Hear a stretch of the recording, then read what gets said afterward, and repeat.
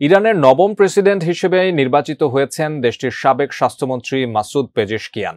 শুক্রবার অনুষ্ঠিত 14তম প্রেসিডেন্ট নির্বাচনের দ্বিতীয় পর্বের ভোটাভুটিতে সংখ্যাগরিষ্ঠ ভোটে বিজয়ী হয়েছেন তিনি। 69 বছর বয়সী দেশটির নতুন নির্বাচিত এই প্রেসিডেন্ট সংস্কারপন্থী হিসেবে পরিচিত। আসুন জেনে নেওয়া যাক ইরানের প্রেসিডেন্ট নির্বাচিত হওয়া কে এই মাসুদ পেজেশকিয়ান। সহকর্মী সাইমুম জান্নাতের রিপোর্টে বিস্তারিত জানাচ্ছেন ইমতিয়াজ আলম। হেলিকপ্টার দুর্ঘটনায় ইরানের সাবেক প্রেসিডেন্ট ইব্রাহিম রাইসির মৃত্যুর পর গত 28 জুন দেশটিতে আগাম প্রেসিডেন্ট নির্বাচন অনুষ্ঠিত হয়।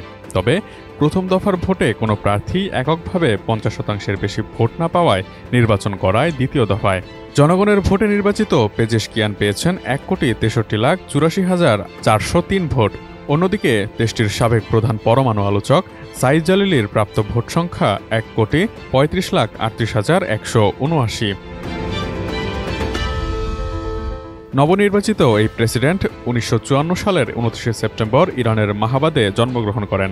এর আগে মাসুদ পেজেশকিয়ান 2001 থেকে 2005 সাল পর্যন্ত প্রায় 5 বছর ইরানের স্বাস্থ্যমন্ত্রী হিসেবে দায়িত্ব পালন করেছেন। এছাড়া তিনি হার্ট সার্জারিতে বিশেষজ্ঞ ডিগ্রি অর্জন করেন। সাবেক এই স্বাস্থ্যমন্ত্রী একজন স্বনামধন্য কার্ডিওলজিস্ট। তিনি তাবরিজ ইউনিভার্সিটি অফ মেডিকেল সায়েন্সের সাবেক প্রধানও ছিলেন। এটি ইরানের উত্তরাঞ্চলের অন্যতম প্রধান মেডিকেল প্রতিষ্ঠান। এছাড়া তার ঝুলিতে রয়েছে ইরানের 10ম জাতীয় সংসদের ডেপুটি স্পিকারের দায়িত্ব পালনের অভিজ্ঞতাও।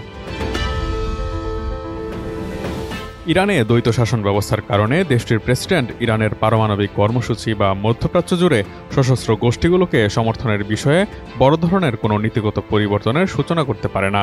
দেশটির শীর্ষ রাষ্ট্রীয় সব সিদ্ধান্ত নিয়ে থাকেন সর্বোচ্চ নেতা আয়াতুল্লাহ আলী খামেনি। জানা গেছে 2001 থেকে 2005 সাল পর্যন্ত সাবেক সংস্কারবাদী প্রেসিডেন্ট মোহাম্মদ খাতামির সরকারে এই পদে দায়িত্ব পালন করেন মাসুদ পেজেশকিয়ান। এছাড়া ইরানের পার্লামেন্টে উত্তর পশ্চিমাঞ্চলের শহর তাবরিজে 2008 সাল থেকে প্রতিনিধিত্ব করে আসছেন তিনি। পেজেশকিয়ানের বাবা একজন আজরি এবং মা একজন কুর্দি। তিনি বহুভাষী আজরি ভাষায় কথা বলেন এবং ইরানের বিভিন্ন জাতিগত গোষ্ঠীর বিষয়ে তিনি নিবেদিত প্রাণ।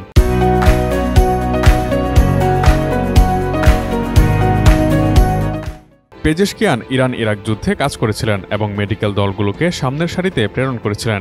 1994 সালে একটি গাড়ি দুর্ঘটনায় স্ত্রী ও এক সন্তানকে হারান পেজেশকিয়ান। এই দুর্ঘটনায় বেঁচে যাওয়া 2 ছেলে ও 1 মেয়েকে একা বড় করেন তিনি তার অবশিষ্ট সন্তানদের নিজে থেকেই বড় করেন এবং আর কখনো বিয়েও করেননি। পেজেশকিয়ান এর আগে 2013 এবং 2021 সালের প্রেসিডেন্ট নির্বাচনেও অংশ নিয়েছিলেন। তবে 2013 সালে তিনি হাসিমি রাফসানজানিকে সমর্থন দিয়ে প্রার্থিতা প্রত্যাহার করেন এবং 2021 সালে গার্ডিয়ান কাউন্সিল তার প্রার্থিতা বাতিল করে। ইরানের ক্ষমতা বেশ কয়েক বছর ধরে রক্ষণশীলদের হাতে রয়েছে। পেজেশকিয়ানের বিজয় পাওয়ায় সংস্কারপন্থীরা আশার আলো দেখছেন। নির্বাচনেও তার ফলাফল প্রতিফলিত হয়েছে। জানা গেছে এবার পেজেশকিয়ান নির্বাচনী প্রচারে পশ্চিমাদের সঙ্গে সম্পর্ক উন্নয়ন করে নিষেধাজ্ঞা প্রত্যাহারে কাজ করার প্রতিশ্রুতি দিয়ে আলোচনায় আসেন। তাতে কট্টরপন্থীরা তার সমালোচনায় মুখর হন। অপরদিকে বহির্বিশ্বে ব্যবসা বাণিজ্যের আশা জাগায় অনেক ইরানি তাকে সমর্থন করেন।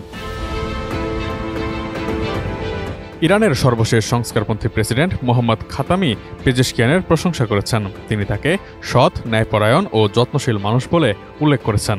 রয়টার্সের এক প্রতিবেদনে বলা হয়েছে, পেজেশকিয়ানকে ভোট দেওয়া অধিকাংশ মানুষই শহুরে মধ্যবিত্ত এবং তরুণ বলে মনে করা হয়। তারা ইসলামপন্থী গোঁড়ামির কারণে ইরানে বহু বছর ধরে চলমান সামাজিক নিরাপত্তা লঙ্ঘনে অতিষ্ঠ হয়ে পড়েছেন। তীব্র সমালোচনায় পড়া কট্টরপন্থী এই সরকার ব্যবস্থা দেশটির জনসাধারণের ভিন্নমতকে দমিয়ে রাখে।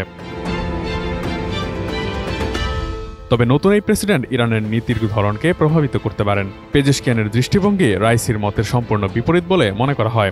খামেনি আধিপত্যদের একজন অনুগত ছিলেন রাইসি। তিনি নারীদের পোশাক রোধকারী আইনের প্রয়োগকে কঠোর করেছিলেন এবং পারমাণবিক চুক্তি পুনরুজ্জীবিত করার জন্য প্রধান শক্তিগুলোর সঙ্গে আলোচনার বিষয়ে কঠোর অবস্থান নিয়েছিলেন। Desk report, ATN news.